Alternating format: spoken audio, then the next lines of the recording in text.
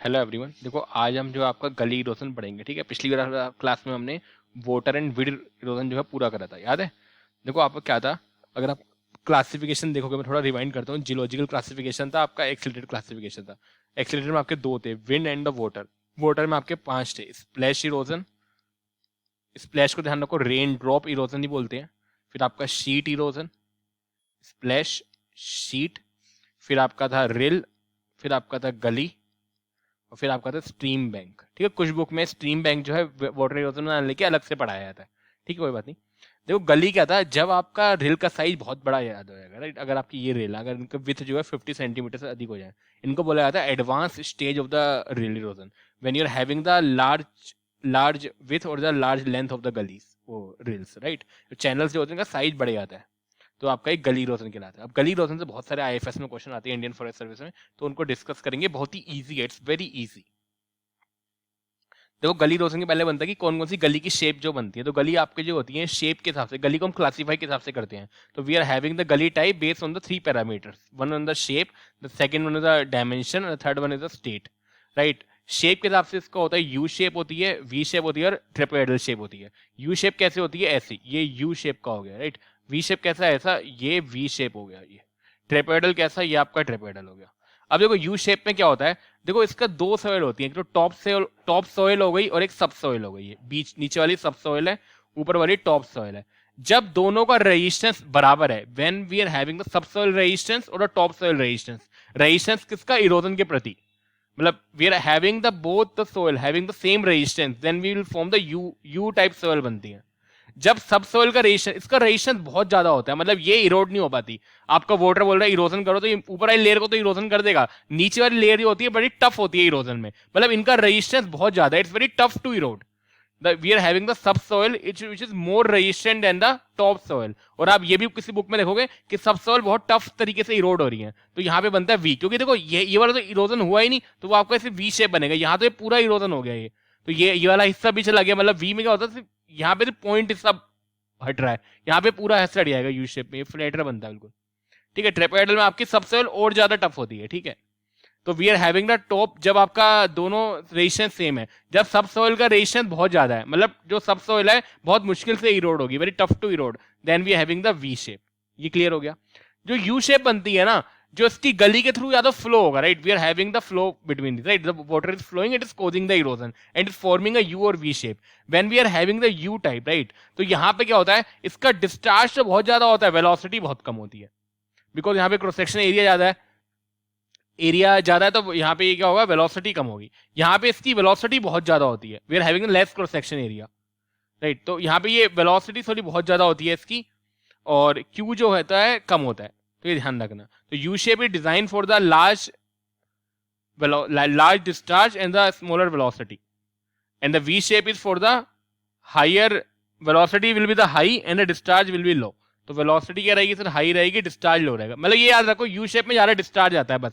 U shape is for the more discharge, मतलब आपको ये याद करना है, ये मोर डिस्चार्ज है तो लेट डिस्चार्ज हो जाएगा, अगर डिस्चार्ज जा रहा है तो वेलोसिटी कम होगी, यहाँ वेलोसिटी बढ़ा दी, वही तरीके से याद कर सकते हो। तो U shape is for the more discharge, ठीक है, ये हो गया। ट्रिपेडल आपका सबसे जो टफ बहुत ज्यादा रेजिस्टेंस होता है, तो आपका ट्रिपेडल हो गया। तो बेस ऑन द शेप हमारे पास ये आ गई। डायमेंशन के हिसाब से, डायमेंशन के हिसाब से अलग अलग क्लासीफाई है अलग अलग बुक में। जो मेन क्लासिफिकेशन होता है वो आपका होता है G1, G2, G3 and G4। G1 को बोलते हैं वेरी स्मॉल गली, वेरी स्मॉल, इसको बोला जाता है स्मॉल टाइप गली, इसको बोला जाता है मीडियम, इसको बोला जाता है डीप एंड नैरो। अब देखो इसमें क्या होता है, विथ और डेप्थ और विथ दो पैरामीटर होते हैं आपके। अगर आपकी डेप्थ जो है 1 मीटर से कम है और विथ भी 18 मीटर से कम है तो ये आएगा। अगर विथ भी 18 से कम है, डेप्थ आपकी 1 से 3 है, तो आपकी स्मॉल आ जाएगा। विथ आपकी अब 18 के बराबर हो गई और डेप्थ आपकी 3 से 9 है, तो आपका ये आएगा मीडियम टाइप। अगर डेप्थ 9 से बढ़ गई है और विथ भी 18 से बढ़ गई है, तो आपका डीप एंड नैरो आएगा। तो ये आपकी चीजें होती हैं। तो if you are having this, देखो फर्स्ट वाले में क्या है, इसमें तो दोनों 18 से कम है, ये डेप्थ लेस देन 1 है, 1 से 3 है, यहाँ पे 18 के इक्वल हो गया, डेप्थ जो है 3 to 9 हो गई, ठीक है ये। और यहाँ पे 18 से बढ़ गया और डेप्थ जो है 9 से बढ़ गई, तो ये आपका G1, G2, G3 and G4। ये आपको ध्यान रखना है, बहुत ही इंपोर्टेंट, ठीक है। देखना कुछ बुक्स में अगर आप इफ यू फॉलो द आर्थरिस्ट काइंड ऑफ बुक, थोड़ा सा यहाँ पे डिफरेंट चीज हो जाती है अगर आप वो याद करके आना हो, but it is very difficult to remember exact book data, it is very difficult to remember. तो ये आपकी थोड़ी शॉर्ट ट्रिक है, तो आप ये तरीके से याद कर सकते हो। कुछ बुक्स में ऐसे भी गिवन होता है, अगर आपको ये याद नहीं हो रहा तो आप ये मतलब याद करके जाना है। अगर देखो सबसे अच्छा तो आप ये याद करके चले जाओ, ये याद नहीं हो रहा तो ऐसे याद कर लो कि अगर डेप्थ लेस देन 1 है तो स्मॉल है, 1 से 5 मीटर है तो मीडियम है, और लार्ज है डेप्थ ग्रेटर देन 5, तो आप इसी तरीके से याद कर सकते हो। कुछ बुक्स में ये भी फॉलो करते हैं, ठीक है। It's up to you how you want to remember. State के हिसाब से स्टेट आपकी होती है एक्टिव और पैसिव, इट्स वेरी इजी। अगर आपकी डायमेंशन जो आपकी विड्थ और डेप्थ है अगर वो टाइम के साथ इंक्रीज कर रही है, if the dimension are increasing with the time then it's active. और अगर डायमेंशन कांस्टेंट है वो पैसिव हो गया, कोई बड़ी नहीं रही dimension, width and depth are constant. आपने अभी मेजर करा 10 साल बाद मेजर करा, width and depth is constant in the passive type of value. If the dimension are the constant with the time, the dimension are increasing with the time, the state आपकी active और passive. इसमें तो ऐसे तो 3 तरीके से करते हैं आपका shape, dimension and the state.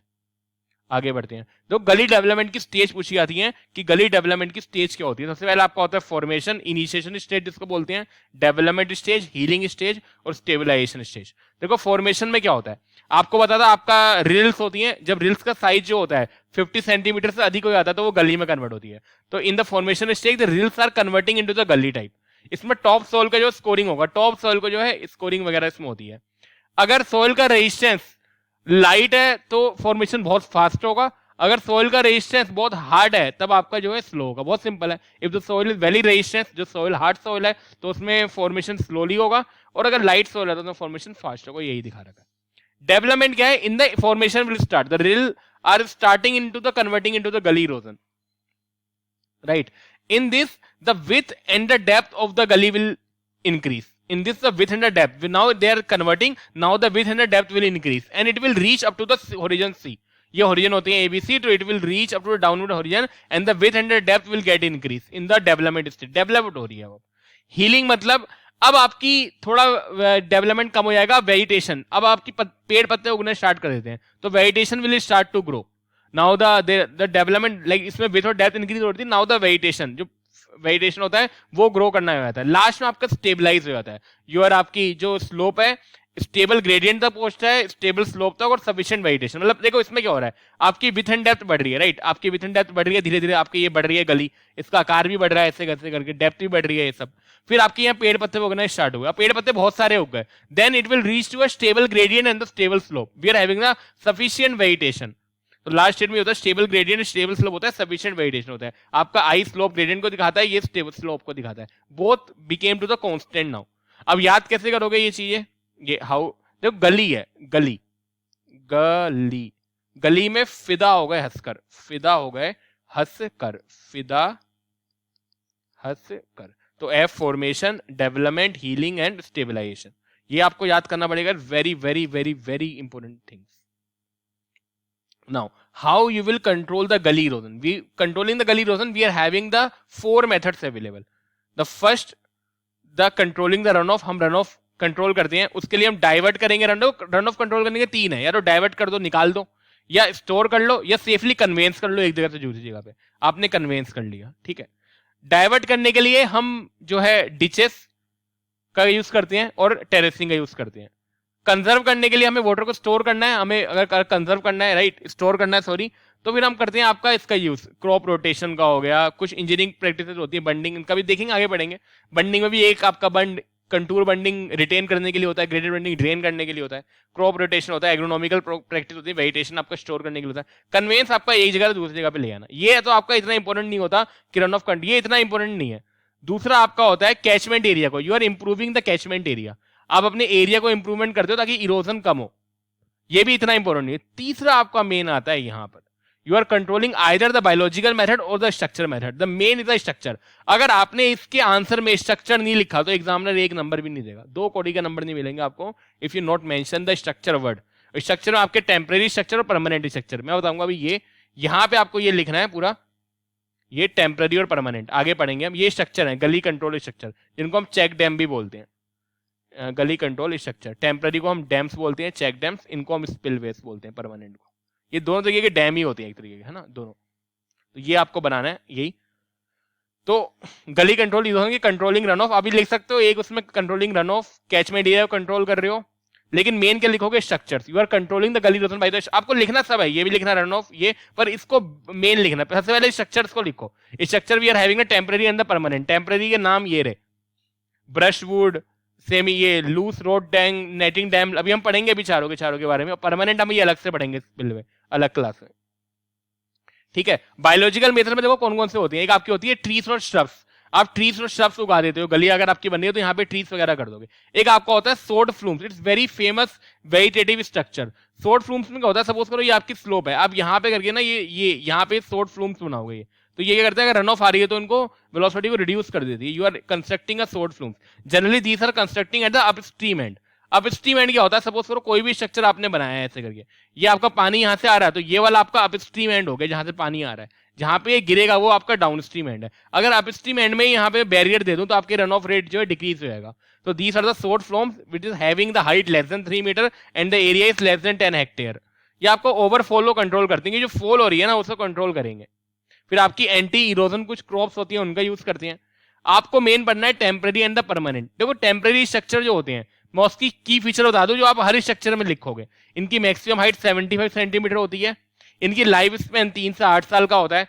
ये कितनी डिस्चार्ज रन ऑफ के लिए डिजाइन करते हैं। सपोज करो मेरे को एक स्ट्रक्चर बनाना है आज, मेरे को पता है 5 साल पहले 20 मीटर क्यूब पर सेकंड की मैक्सिमम बारिश हुई थी, तो मैं क्या उसके लिए डिजाइन करूंगा। ये लास्ट के 10 साल में 40 मीटर क्यूब पर सेकंड का मैक्सिमम डिस्चार्ज आया था, ये उसके लिए डिजाइन करूंगा। So we will take the design period for the 5 to 10 years. हम फ्रीक्वेंट एनालिसिस करते हैं, वहां से मैक्सिमम 5 से 10 ईयर्स का डिस्चार्ज ड्रेनेज पीरियड निकालते हैं, इसके लिए हम डिजाइन करते हैं। ये ध्यान रखो, लाइफ स्पैन अलग है, डिजाइन पीरियड अलग है। Design period we are the taking the maximum amount of the flood for which year that we want to construct the structure. फिर आपका लोकली अवेलेबल मटेरियल का बना होता है। ये देखो ये तो परमानेंट का बना हुआ कंक्रीट वगैरह का, ये लोकली अवेलेबल मटेरियल। आइदर ये वुड का बना होता है तो उसको ब्रश वुड डैम बोलते हैं, अगर ये स्टोन का बना होता है तो बोलते हैं इसको लूज रॉक डैम बोला जाता है।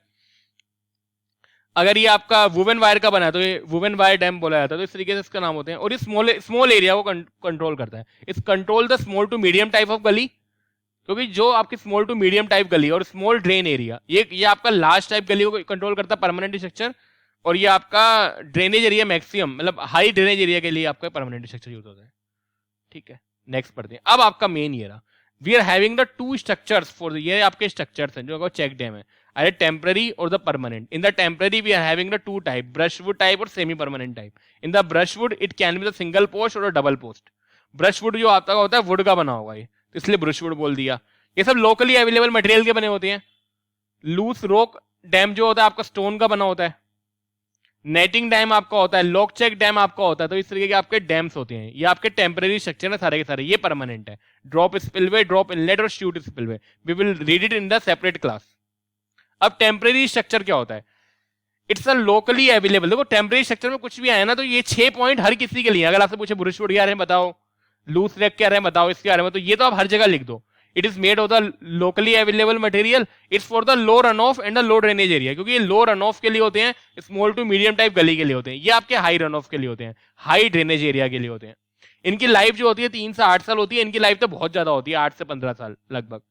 इनका 2 पैरामीटर्स हम कंट्रोल करते हैं। हम रन ऑफ को कलेक्ट करते हैं, ठीक है। हम करते क्या, बेसिकली हमने कोई भी स्ट्रक्चर बनाया, सपोज करो ये वाटर आपका फ्लो हो रहा था, मैंने ऐसे करके ब्रुश का डैम बना दिया। ये मैंने यहाँ पे ये पत्थर रख दिया, ये ऐसे करके डैम बन गया। ये तो वाटर यहाँ से यहाँ फ्लो होगा। एक तो मैं रन ऑफ को रोक रहा हूँ अप स्ट्रीम एंड पे, मैं यहाँ पे रन ऑफ को रोक रहा हूँ, क्योंकि रन ऑफ पहले यहाँ पे पानी इकट्ठा होगा, ये यहाँ तक तो रुक जाएगा, उसके बाद ही फ्लो होना स्टार्ट होगा, इसके ऊपर पहुंचेगा। तो मेरे को यहाँ पे जो डाउन स्ट्रीम एंड है, यहाँ पे मुझे सफिशिएंट टाइम मिलता है वेजिटेशन ग्रो करने के लिए। So we are controlling the collecting the runoff in the upstream end, in the downstream end we are having the sufficient time for the vegetation grow. So these are the basic 2 functions for this temporary structure, the collecting the runoff at the upstream and allow time for the vegetation grow. क्योंकि vegetation अगर grow होंगे तो अपने आप रोक लेंगे उसे। Maximum height इनकी 75 सेंटीमीटर होती है। पीक रन ऑफ जो आपको रन ऑफ लेना है, we will design for the 5 to 10 year peak run off period. Bottom and the top aligned, ये बहुत मेन है। सपोज करो मैंने कोई भी स्ट्रक्चर बनाया है ऐसा करके, ये मैंने एक स्ट्रक्चर बनाया, ये इसका, फिर मैंने एक यहाँ पे बनाया, तो जो इसका बॉटम होगा फर्स्ट वाले का, जो सेकंड वाले का टॉप होगा, इट विल बी अलाइंड। ऐसे करके आप बना सकते हो डायग्राम। तो this will be the aligned, the bottom of the like the consecutive bottom and the top will be aligned. And the down stream and, देखो डाउन स्ट्रीम एंड सपोज करो ये आपका फ्लो हो रहा है वाटर, मैंने यहाँ पे एक स्ट्रक्चर बनाया ऐसे करके, डैम बनाया एक, तो ये आपका होता है अपस्ट्रीम एंड जहां से वाटर आ रहा है। डाउन स्ट्रीम एंड में मैं एक इसके नीचे का एप्रन बनाऊंगा। एप्रन क्यों? इट विल क्या करेगा, एप्रन क्या करेगा, इसको सेफली कन्वेंस करेगा, इसकी काइनेटिक एनर्जी को एब्जॉर्ब करेगा। अगर वाटर यहाँ पे फ्लो करेगा तो ये हम यहाँ पे एप्रन बनाते हैं to distribute the kinetic energy, right. तो ये आपके बेसिक फंक्शन होते हैं टेम्परेरी डैम के। तो made for the locally available material, low run of life जो होती थी। क्योंकि आप ये हर किसी में लिखोगे, ब्रश वुड में आया तब भी ये 6 पॉइंट लिख सकते हो, क्योंकि आते हैं पेपर में, लूजिंग एक्सप्लेन करो, ब्रश वुड को एक्सप्लेन करो। अब जिस मटेरियल से बने हुए ज्यादा इसमें डिफरेंस नहीं होता, आपका सबको यही लिखना, ब्रश वुड आपका वुड का बना होगा, लूज रोक आपका स्टोन का बना होगा, पत्थरों का, ठीक है। अब डिस्कस करते हैं थोड़ा। वुवन वायर एक होता है, वुवन वायर आपका ये रहा। तो आपको देखो, सपोज करो ये आपका चैनल है, ये जहां से पानी ऐसे फ्लो हो रहा है, right, flow it is coming in this. तो हमने ऐसे करके एक डैम बना दिया, ये यहाँ पे हमने ये आपका वायर का बना हुआ, वुवन वायर का, हमने यहाँ पे वुवन वायरिंग से वायरिंग भी कर दी। अब इसमें 3 चीजें होती हैं जो इनकी, अब यहाँ पे हम ये पोस्ट लगा दें, इनको बोला जाता है पोस्ट, ताकि सपोर्ट करने के लिए, for the supporting the woven wire we also install some post. तो ये आपका होता है, ये कोई स्ट्रक्चर देख रहे हो आपका, इसका ऐसा बनाया हमने, ये स्ट्रक्चर है इसका। यहाँ पे आपकी वुवन वायर है, दिस इज वुवन वायर। तो अगर आपका ये डायमीटर डी है, ये इसको बोला हूँ डायमीटर डी, तो ये ऑफसेट होता है। ऑफसेट मतलब कितना आप कॉन्केविटी दे रहे हो सेंटर पे, ये आपकी होती है 1/6 ऑफ डाया। तो ये आपकी होती है, आपका ऑफसेट होता है। फिर जो आप ये पोस्ट लगाते हो, it you will install a post at a 1.2 meter vertical interval, और जो डेप्थ होती है वो 60 से 90 सेंटीमीटर होती है। तो ये भी आपको याद करना है, डेप्थ 60 to 90 और ये 1.2 मीटर होती है। इसकी शेप देख रहे हो, shape in the half moon, तो इसलिए बोलता है वुवन। वुवन मतलब हाफ मून का बना होता है। अपस्ट्रीम एंड में देखो, यहाँ पे 2 एंड है। अब if you see we are having the 2 end, one is upstream end, और जब अगर अभी डाउन स्ट्रीम आएगा, अगर मैं ये स्ट्रक्चर बनाऊंगा ऐसा, तो ये डाउन स्ट्रीम एंड हो गया इसका, ये वाला, और ये इसका अपस्ट्रीम एंड है, यहाँ से आ रहा होगा। तो अपस्ट्रीम एंड में हम सॉर्ट फिल्स प्रोवाइड करते हैं। सॉर्ट फिल्स क्या होती हैं, जो हमने बताया था अभी, सॉर्ट फिल्स को ये जो स्लोप को ब्रेक करता है। लाइक अगर आपकी ये स्लोप यहाँ पे हो रहा है, तो यहाँ पे वेजिटेशन ग्रो कर दूंगा यहाँ पे, ये तो ये करेगा, स्लोप को थोड़ा ओवरफ्लो कंट्रोल करता है सॉर्ट फिल। तो अपस्ट्रीम एंड में हम वुवन वायर में सॉर्ट फिल बनाते हैं, डाउन स्ट्रीम एंड में हम एप्रन कंडक्ट करते हैं। तो लिखा हुआ है अपस्ट्रीम एंड में सॉर्ट फिल्स, डाउन स्ट्रीम एंड में। इसकी शेप हाफ मून शेप हो गई। बाकी सब आप लिख सकते हो, टेम्परेरी कंट्रोल है, लोकली अवेलेबल मटेरियल का बना होता है, लाइफ इसकी 3 से 8 साल है, और ये 5 से 10 रिटर्न पीरियड डिजाइन के लिए, जो मैंने सारे पढ़े थे, ये हम सारे लिख सकते हैं यहाँ पर। ये लिख देना, ये मैं लिखना चाहिए, ये लिख देना, और डाउन स्ट्रीम एंड एप्रन, ये तो बताया मैंने तुम्हें। अगला ब्रश वुड, ये आपका वुवन वायर का बना था, ये आपका बनेगा वुड का। आपने कहा यही स्ट्रक्चर है, अगर मैं यहाँ पे वुड का बना दूं, ज्यादा आपको कंफ्यूज मत होना इसमें। तो इसमें करते हैं हम, देखो ब्रश वुड में करते हैं। सबसे पहले अगर आपको ये कोई आपका फ्लो आ रहा है ऐसे करके, राइट, तो पहले तो हम यहाँ पे स्ट्रप्स बिछाते हैं, ट्रीज वगैरह मल्चिंग बिछा देंगे। इसके पूरा हमें फिर ब्रश का हम डिजाइन बनाते हैं ऐसे करिए, ये इस शेप में। मतलब वी आर हम यहाँ पे ट्रीज स्ट्रप्स वगैरह बिछा रहे हैं, उसके ऊपर हम ब्रश वुड के स्ट्रक्चर वो बनाते हैं, इस शेप का आपका बना होता है। तो जो स्ट्रिप्स बिछाते हैं उसमें मल्टीपल रोस होती है। जो इसकी लेंथ होती है वो 3 से 4.5 मीटर होती है, और रो के पीछे डिस्टेंस जो होती है 60 सेंटीमीटर हो रही है। So first we are installing the trees and the shrubs, then based upon the trees and the shrub we are designing the wooden drop structure. Is easily to construct, is cheap, wood is easily available. We are having the 3 to 4.5 meter mulch बिछाई है हमने, और mulch के ऊपर हम brush बिछाएंगे ये सब would का। अब इसमें होता है सिंगल पोस्ट और डबल पोस्ट। सिंगल पोस्ट कैसे, सपोज करो ये इसका स्ट्रक्चर है, ये आपने यहाँ पे ये बिछा दिया, ये सब क्रॉस सेक्शन देखोगे तो आपने यहाँ पर एक वुडन का पोस्ट लगाया, फिर आपने एक वुडन का पोस्ट ये लगाया। अगर इन सबके डेप्थ सेम है, ये आपकी सिंगल रो बन रही है, दिख रहा है आपका ये, तो ये आपका हो गया सिंगल रो। डबल रो क्या होता है, अब इनको ये ब्रश वुड के लगाते हैं इनको बांधने के लिए। मैंने एक वुड ये लगाया, फिर मैंने एक वुड ये लगाया, एक वुड ये, एक वुड ये, तो ये आपका एक रो बन गई। अब मैं दूसरी रो लगा रहा हूँ इनके बीच में, ये एक रो है, इनके डेप्थ सेम है ये, तो ये आपका होता है डबल रो। सो ये आपका दिखा रहा है सिंगल रो, और ये डबल रो दिखा रहा है। डबल रो में देखो ये रहा 1 2 3, ये अलग अलग रो बन रही है। समझ में आया आपको, देखो यहाँ समझ में आ जाएगा पैटर्न। जो डबल दिखा रखे हैं, ये आपको डबल रो के लिए दिखा रखे हैं। सिंगल रो वाला मतलब एक रो ये बन रही है जिनकी डेप्थ सेम है ये रही, और एक रो ये बन रही है जिनकी डेप्थ सेम है ये। So we are having either the single row or a double row. Double row आपका ज्यादा मजबूती प्रदान करता है, ज्यादा स्ट्रेंथ प्रोवाइड करता है, तो आपको ये सब चीजें पता होनी चाहिए। थर्ड आपका लोस रूक डैम, इसमें कुछ भी नहीं होता। ये आपका सपोज करो वाटर है, तो हम क्या करेंगे, कॉनकेव शेप का ऐसा बनाते हैं, और ये हम यहाँ पे पत्थर बिछा देंगे, पत्थर। तो इस तरीके से आपका एक डैम क्रिएट हो जाता है। ये आपका पत्थर बिछ गए, तो सेंटर पे हम इसको क्या करते हैं, ये सेंटर को हम वो देते हैं, मतलब लाइक डिप्रेशन देते हैं सेंटर में। ये पूरा फ्लैट नहीं बनाते, सेंटर में डिप्रेशन होता है, तो वाटर इसके ऊपर से फ्लो करेगा। तो वाटर का ये तो इसको प्रोटेक्ट करेगा अपस्ट्रीम एंड में, और डाउन स्ट्रीम एंड में फिर हम सेफली कन्वेंस कर लेंगे। तो इसमें small to medium drainage, it's loose rock are available, जहां पे आपको रॉक का मटेरियल, पत्थर वगैरह इजिली मिलते हैं, स्टोन्स वगैरह होते हैं। अब जो ये स्टोन्स होते हैं, ये स्टोन्स खुद ही फ्लैट शेप के होते हैं, ये बहुत मेन है। We are use the flat type of the stones. ये आपका गली बेड है, ये जो गली बनी है ये आपका गली बेड है। हाँ, अब इन पत्थरों को बांधने के लिए हम वुवन वायर का भी यूज करते हैं। We will use the woven wire to fasten, right, क्योंकि पत्थर अब निकल जाएंगे तो उनको आपस में बांधने के लिए वुवन वायर लगाते हैं। गली बेड की डेप्थ जो होती है 30 सेंटीमीटर होती है। The center is at a lower end as comparison to the side. ये दिख रहा है आपको, साइड पे जो कंपेरिजन में आपका ये जो है लोअर एंड पर होता है, और डाउन स्ट्रीम साइड में एप्रन होता है। तो एप्रन इसमें लगभग आपको हर सेक्शन में मिलेगा at a downstream end. Lock check dam आपका होता है, देखो ये आपका बना था पत्थरों का, ये बनेगा टिम्बर का, और वो वुड का बना था ब्रश वुड वाला, ये टिम्बर का बनेगा। इसमें टिम्बर होता है, लॉक्स आर यूज्ड होते हैं आपका, ये इसमें स्ट्रक्चर है, ये आपने एक ये लगाया, ये सपोज करो देखो रेक्टेंगुलर टाइप स्पिलवे है, यहाँ से वाटर का डिस्चार्ज करना, तो यहाँ पे एक लगा दिया लॉक्स, ये आपका ये स्ट्रक्चर होता है, ये ऐसे करके ये रहा। इसकी जो ये स्पिलवे है, इसकी ये आपकी होती है विथ और ये आपकी होती है लेंथ। तो ये आपकी डेप्थ जो है 0.5 होती है और ये 1.2 मीटर होती है विथ, ठीक है। हेड आपका 0.5 हो गया और ये जो लेंथ ऑफ क्रस्ट है 1.2 मीटर हो गई। ये गली हेड्स में यूज होता है। हाँ, दिस वेरी इंपॉर्टेंट, यूज होता है गली हेड्स, जो हेड पे लगेगा बिल्कुल गली के स्टार्टिंग में। यहाँ पे फाइनल पोर कार्टिकल होता है, रेक्टेंगुलर शेप का होता है स्पिलवे, तो आप ये सब चीजें लिख सकते हो इसमें, ठीक है। वुवन वायर का देखो, अब आपको डिस्चार्ज, अब आपने अगर वो पढ़ा होगा वियर एंड नोच, आप वियर एंड नोच पढ़ोगे भी आगे, तो इसमें क्या होता है, अगर हम रेक्टेंगुलर टाइप नोच प्रोवाइड कर रहे हैं तो जनरली रेक्टेंगुलर नोच का फॉर्मुला आपने पढ़ा होगा 0.0184 LH की पावर 3/2, तो वही फॉर्मुला आप यूज कर सकते हो अगर आप डिजाइन कर रहे हो। तो ये लीटर पर सेकंड में होता है। एल आपकी लेंथ ऑफ क्रस्ट होती है या फिर विथ ऑफ गली, क्योंकि यही आपकी गली की विथ, इसको गली की विथ ही बोलते हैं, लेंथ ऑफ क्रस्ट ही बोलते हैं एल। ये आपकी एच होती है। तो ये आपकी होती है डेप्थ ऑफ हेड। देखो पानी जो क्रेस्ट से ऊपर पानी फॉलो करता है, it's the depth of water above the crest, it depth of water above crest. ये हम पढ़ेंगे नोच में। तो क्यू आपका लीटर पर सेकंड में होता है, एच आपका सेंटीमीटर में होता है, एल आपका सेंटीमीटर। तो ये आपका होता है फैक्टर। इट्स रेक्टेंगुलर के लिए ये होता है, ट्रेपेडल के लिए 0.0186 हो जाता है। ये रेक्टेंगुलर शेप के लिए, ये ट्रेपेडल शेप के लिए, ठीक है। बाकी तो चाहिए कुछ बुक्स में अगर आप देखो यही क्वेश्चन यूज कर रहे हो, तो अब आपकी ये तो हो जाएगा एच, जो आपकी फाइनल एच होती है ये आपकी होती है H plus free board, that is H of notch plus free board. Free board आप एज्यूम करते हो। अगर आपके पास रेक्टेंगुलर टाइप है और अगर आप ये फॉर्मुला यूज कर रहे हो तो फ्री बोर्ड आप 8 सेंटीमीटर एज्यूम करना।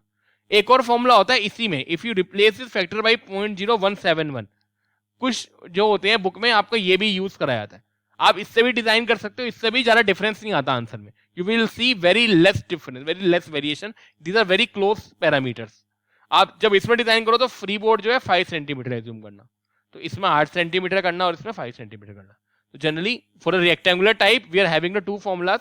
जनरली आप यही फॉर्मुला को याद करो क्योंकि यही आप वेयर में याद करोगे। 0.0184 LHC 3/2, ये सेंटीमीटर, सेंटीमीटर लीटर पर सेकंड में है।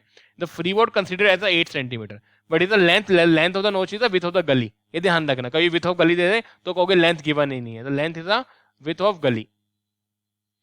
ये हाइट ऑफ नोच जो होती है एच प्लस फ्री बोर्ड की इक्वल होती है। आपको बताया हाइट ऑफ नोच क्या होगी, दैट इज योर हाइट।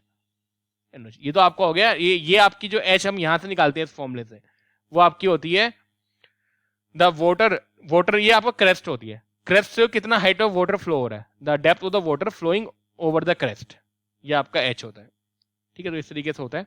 तो जो आपकी एच निकलेगा यहाँ से, उसमें आप फ्री बोर्ड जोड़ोगे तब आपको फाइनल हाइट मिलेगी।